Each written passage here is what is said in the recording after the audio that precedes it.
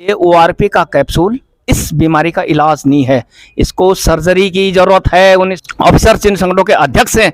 आइए किसी भी चैनल पर मैं आपको खुली चुनौती देता हूं, आप डिबेट कीजिए क्या कौन सही है। ये किसी भी नेशनल चैनल पर आइए, मैं आपको वहां आने को तैयार हूं। नहीं, सही बात बताइए ना भारत सरकार को कि वास्तव में ये खराबियां हैं। इनको मैं आपकी तुलना थोड़ी कर रहे हैं। आप अपना पेमेंट रखिए, आप ऊपर ही रहेंगे, नीचे नहीं आएंगे। लेकिन हमें आपने जहां रहना था वहां से नीचे क्यों फेंका?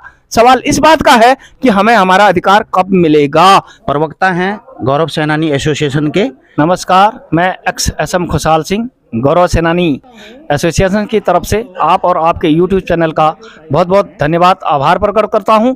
और ये विसंगतियां की जहां तक बात है, 1973 के दौर से चौथे पे कमीशन से लेकर आज तक का मैंने विस्तार से बताया कि किस प्रकार हमारे हकों को मारा गया। सभी कुछ पहले डिफेंस पॉलिसीज अलग होती थी, पेंशन पॉलिसीज, और उसको सीएससी सेंट्रल सिविल सर्विसेज के साथ डालने के बाद ये सारी विसंगतियां आई, क्योंकि उनका सर्विस रेशो 60 साल के हिसाब से होता है, जवान का मिनिमम सर्विस 15 से 17 होती है। सबसे बड़ी बात यहां से शुरू होती है और आगे जाकर इन लोगों ने धीरे धीरे हमारे गजेटेड वैल्यू भी खत्म किए, जैसे कि आपको बार बार बताया जा चुका है।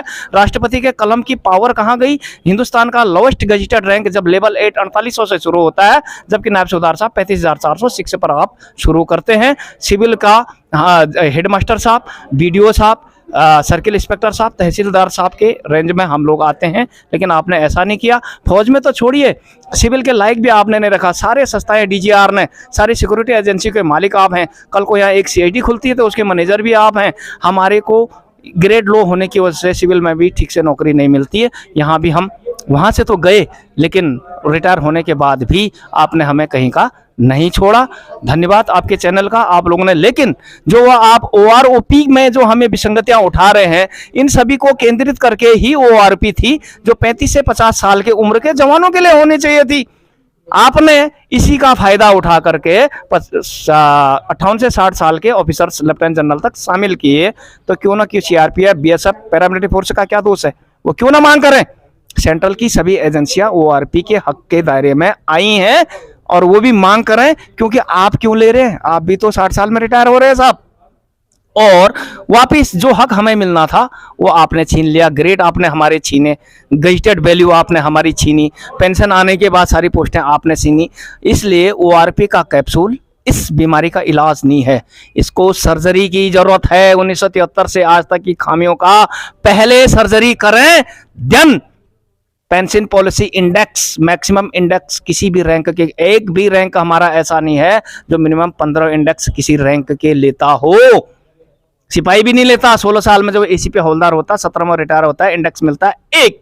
वहीं लेफ्टिनेंट कर्नल साहब 13 साल में लेफ्टिनेंट कर्नल बन के पेमेंट 4 में भी जाते हैं, और 55 साल में 13 + 4 ट्रेनिंग के, और 18 साल उम्र घटाओ, इन सबको 55 से घटाओ, निकलता है 20। बीसी अफसर का मिनिमम इंडेक्स है। तो इसलिए उनका वेतन आयोग बीमार नहीं है, बीमार हमारा आयोग है। सर्जरी उसकी होनी चाहिए।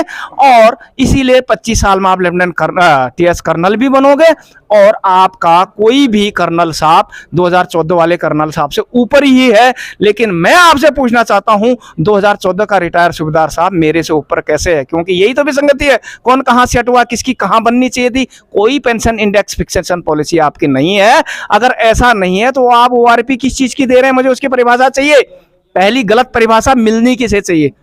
58 से 60 या फिर 35 से 50? दूसरा, मैक्सिमम क्या है? आप इसका उत्तर दें। आप उल्टी गंगा बहा रहे हैं, ऊपर वाला नीचे के साथ एडजस्ट हो रहा है। 2014 की तरफ आप हमको फेंक रहे हैं, नाम देते हैं ओआरपी, जबकि आपका 7th पे कमीशन कहता है 14.29% तनख्वाह बढ़ी है। तो क्या 2016 से पहले के रिटायर से मेरा पेंशन 14.2 पॉइंट ऊपर होना चाहिए या नीचे? नीचे क्यों है? क्योंकि हमारा सर्विस स्ट्रक्चर, हमारा प्रमोशन लेने का तरीका, हमारा रैंकिंग सिस्टम, हमारी नौकरी प्रोफेशन के हिसाब से बूढ़े नहीं रख सकते आप हमें। यंगस्टर चाहिए होता है आपको। और यदि यंगस्टर चाहिए तो फैक्टर किसका ज्यादा होना चाहिए, आपका या हमारा? ग्रेड वैल्यू किसके ऊपर होनी चाहिए? आपने 6 पे कमीशन में कर्नल साहब, ब्रिगेडियर साहब को पेमेंट 4 में ले गए। 7th में और कमी पूरी कर दी, लेफ्टिनेंट कर्नल साहब को भी ले गए। लेकिन हम नॉन गजेट के नॉन गजेटेड स्केल पर हैं, कागजों में गजेटेड हैं, काम के लिए गजेटेड हैं। यकीन मानिए, चैनल पर बोल रहा हूं, जब एक व्यक्ति नायब सूबेदार बनता है, उसके हवलदार से 1700 रुपये तनख्वाह कम होती, ना कि बढ़ती है। क्योंकि गजेटेड के नाते जीएस पे उसकी कटती है, क्लास पे उसकी कटती है, 2% एक्स्ट्रा ड्यूटी कट जाती है। जोड़ लीजिए 1700 लगभग कम होती है। जहां पे कम करना होता है वहां पे आपने कम कर दी, जहां पे देना था वहां पर आपने द्वेष रखा, दी नहीं। तुलना करते पैरामिलिट्री फोर्सेस के इंस्पेक्टर से, इंस्पेक्टर साहब डीएसपी तक जाता है, क्या सूबेदार मेजर से ऊपर मेरा कोई रैंक है? क्यों नहीं फिर मैं मेजर साहब किसी स्टैटिक हेडक्वार्टर में हूं? आपने वहां पर भी धोखा दिया हमारे को, जहां पर उनके आईपीएस शुरू होते ना साहब, वहां तक उनका रैंक है, लंबी नौकरी है, ये भी बताते हैं भारत सरकार को, गुमराह करते हैं आप देश को। आज भी क्यों नहीं भारत सरकार सुनती है? एक प्रश्न आया था, आप तो ये बता रहे हैं कि इनकी मांगे ही नाजायज हैं, ये एंटी अफसर से हैं, ये एंटी सिस्टम से हैं। ऐसा नहीं है, सही बात बताइए ना भारत सरकार को कि वास्तव में ये खराबियां हैं इनको। में आपकी तुलना थोड़ी कर रहे हैं हम, आप अपना पेमेंट रखिए, आप ऊपर ही रहेंगे, नीचे नहीं आएंगे। लेकिन हमें आपने जहां रहना था वहां से नीचे क्यों फेंका? सवाल इस बात का है कि हमें हमारा अधिकार कब मिलेगा। लड़ाई उस चीज की है, सोए रहे हम 73 साल। वैसे तो एशिया महाद्वीप खास करके भारत तो सोने वाला देश ही है। 47 में आजादी से पहले देखिए मुगलों ने आप पर आक्रमण किया, आपका देश गुलाम इसलिए हुआ क्योंकि आप में एकता नहीं थी, आप सोए थे, जगा के गए। फिर अंग्रेज आपको जगा के गए। होता क्या है, आजादी के 47 के बाद आप फिर सो गए, जब तक जिब्राल्टर का युद्ध 48 में हो नहीं गया आपके पास। फिर आपने लंबी चैन की सांस ली 62 तक, जब तक चाइना ने आपको जगाया नहीं। फिर सोए आप 65 में, पाकिस्तान ने आपको जगाया। फिर 71 में थोड़ा आप जागे थे ना, उसी का परिणाम तो है ये जो आपने 70 का हमको 50 लाए। ये इनाम था साहब, थैंक यू भारत सरकार को, ये था आपका इनाम हमारे को। और वहां से इनाम का जो सिलसिला चला चौथे से आज तक, क्या गाथा गाएं आपकी कि आपने हमें उतना दिया कि हमें सड़कों पर आना पड़ा। सैनिक होता है रिटायर के बाद भी, ये धरना देना, जुलूस निकालना, ये हमारा ओहदा नहीं था, हमारा काम नहीं था। आपने हमें रोड पर लाने को मजबूर किया है। हमारे बच्चे, हमारी पीढ़ियां क्या करेंगे? आपने सर्विस हालत इस प्रकार की कर दी कि जवान नौकरी ही नहीं कर सकता, ना पे अच्छी है, ना इन्वायरमेंट अच्छा है, ना माहौल अच्छा है। पूरा लेडीज इंटरफियर है वहां पर, आपकी नहीं, आपके लेडीजों की वहां पर ज्यादा चलती है सेना में, जो वो बोलेंगे वो करते हैं। सलामी शस्त्र आपको नहीं, उनको करना पड़ता है। आपको ये भी पता होगा क्या हालत कर दी आपने हमारी।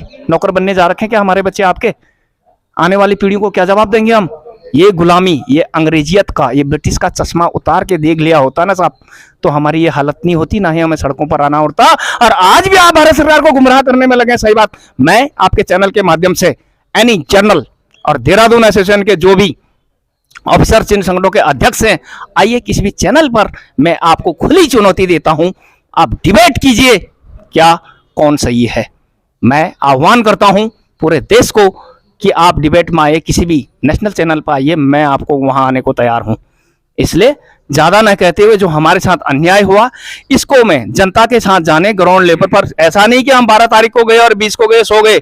इस प्रकार गांव-गांव में जाके, क्षेत्रों में जाकर हम जनता को इकट्ठा कर रहे हैं। लड़ाई बहुत लंबी है, गढ़वाल के दूर दराज क्षेत्रों में भी हम जाएंगे। और साथ ही आपके चैनल के माध्यम से भी बता देता हूं, मैं भी इस गौरव सेनानी एसोसिएशन की तरफ से हिल अवेयरनेस एंड कल्चर का मेरा खुद का चैनल है, जिस पर 12 से भी ऊपर वीडियो जवानों का ORP 1-2 से लेकर बीमार वेतन आयोग से लेकर और सभी प्रकार की बीमारियों का उसमें ग्रेट MSP MACP से लेकर के सभी प्रकार की विसंगतियों का जिक्र है। कृपया मेरी आवाज को जन जन तक पहुंचाइए ताकि हर व्यक्ति जाग सके, घरों से बाहर आए। और मैं दिल्ली में ये कमेंट करके आया हूं कि राज्य छोटा है, 13 जिले हैं। ये मत देखिए आप, 13 जिलों के लिए 2 अलग अलग फोर्सेस हैं, गढ़वाल राइफल और कुमाऊं रेजिमेंट। इसके अलावा न जाने कितने लोग हमारे अदर्स आर्म्स में हैं। संख्या बल किसी भी राज्य से हमारा कम नहीं है। सवाल है इन गढ़वाली भाइयों को, ये भुला होते हैं, भोले भोले शंकर के ज्यादा ही भोले होते हैं। इन्हें यह समझाइए, सिखाइए, बताइए ताकि अपने अधिकार के लिए बाहर निकलें। जिस प्रकार की भीड़ आप कैंटीन और ECH और MH में करते हैं, कृपा करके अपने अधिकार के लिए भी करें। धन्यवाद। जय हिंद, जय भारत, भारत माता की जय।